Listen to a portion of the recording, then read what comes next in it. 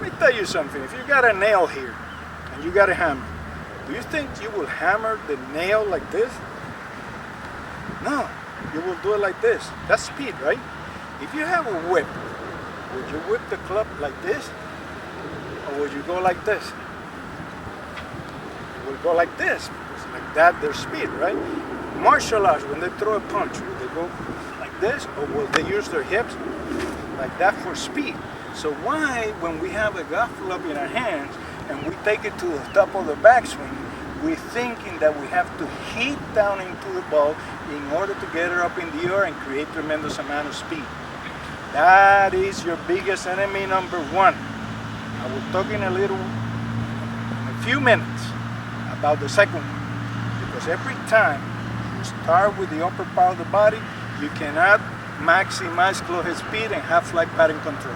Now, assuming that we're on the top and you people have disciplined your mind in the motor skill of pulling your hips and your lower body as first movement of the downswing through the ball, and that will retain the angle, and your hand and eye coordination and instinct is going to tell you when to release that energy into impact, and responding to that sound of impact, we must then rotate and extend hands, arms, and wrists to the intended target while we keep our point of center steady, and we continue to extend until we get to dynamic balance. Why do we want to rotate and extend responding to the sound of impact? Because we already loaded the energy. So we want to release that energy into the ball.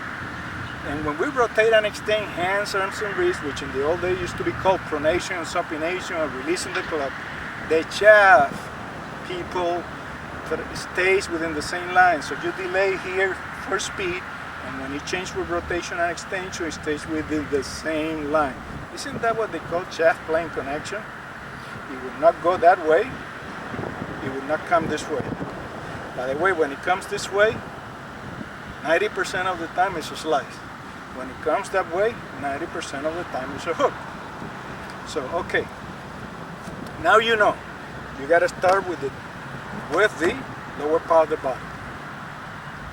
But be careful about something that I've been seeing for the last 50 years. Now, I'll take that back. Let's say for the last 20, because I'm like Russ Stewart, forever young. But listen, really, what I'm trying to say by that is grip pressure.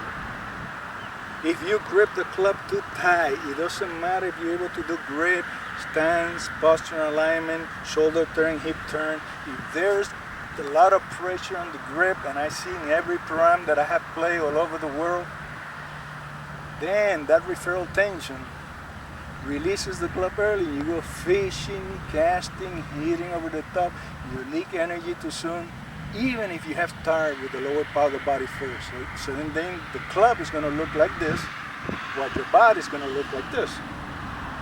Oh, your body will stay steady, waiting to catch up with the hands. Referral tension will inhibit motion. Pronators, supinators, flexors, extensors, scapula, united bronchialis, delta, biceps, rotator cuff, latissimus dorsi. When you grip the club very tight, they all get tense. So you lose suppleness and the ability to establish rhythm, timing, and coordination. So you must hold the club like you're holding a little bird in your hand.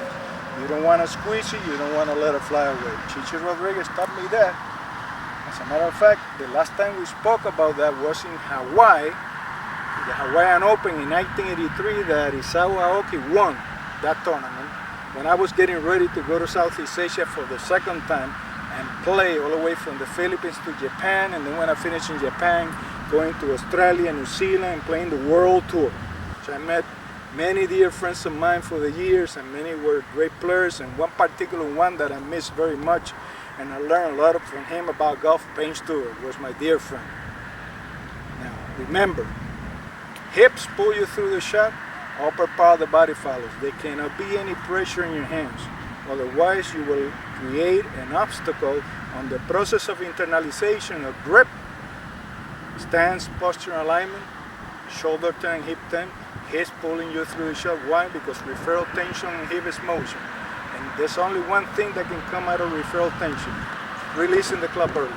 You release the club early, fat, you're gonna hit a thin, you're gonna cross the swing pass, you're gonna slice it, you're gonna push it, and if there's water on the right and there's out of bounds on the left, that grip pressure gets even tighter, and then when your timing is up, you're gonna shoot a high number, and you see, but I don't understand. Yesterday I shot 72, I got students that told me, but yesterday I shot 75, and today I shot 89, chipping and putting.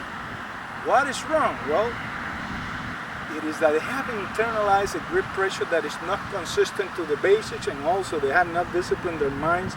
The hips pull you through the shot and upper part of the body follows. People, anybody that does grip, stance, posture, alignment, shoulder turn, hip turn, without any grip pressure in the hands, like holding a little bear in the hands, they don't want to squeeze it, they don't want to let it fly away, and they start the downswing with the hips, the knees, feet, the lower part of the body, pulling them through, has a 99.9% chance more to be able to go from hundreds to 90s, 90s to 80s, 80 to 70, to whatever your goal will be. These are fundamentals that cannot be violated, they're irrevocable. For those of you that want to learn how to play golf for a living, I went through that too.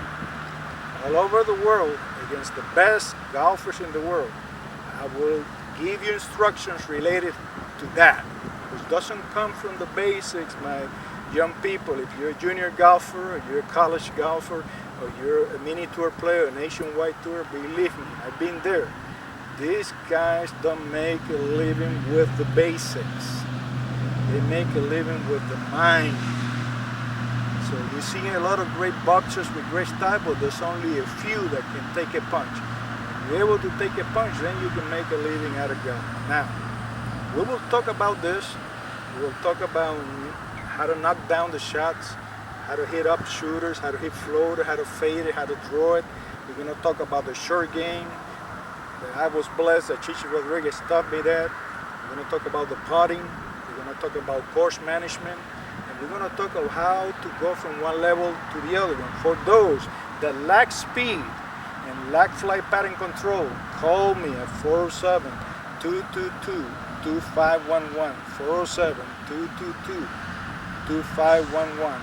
Email golfpro@rudyholisticgolf.com, golfpro@rudyholisticgolf.com, website www.rudyholisticgolf.com. I hope this weekend you guys make a lot of birdies and you have as much fun as I have all these years with the sport of golf. I don't regret one single moment behind this ball. And I hope all the information that I'm giving all of you on the weekly basis from here to next year will be beneficial for all of you that want to enjoy going from one level to the other one in this wonderful game of golf. But no more to say. Until next week, make a lot of birdies. I see you. My regards, Master Teaching Golf Professional Rudy Martinez Rodriguez, a member of the Chichi Rodriguez family of golf. Thank you.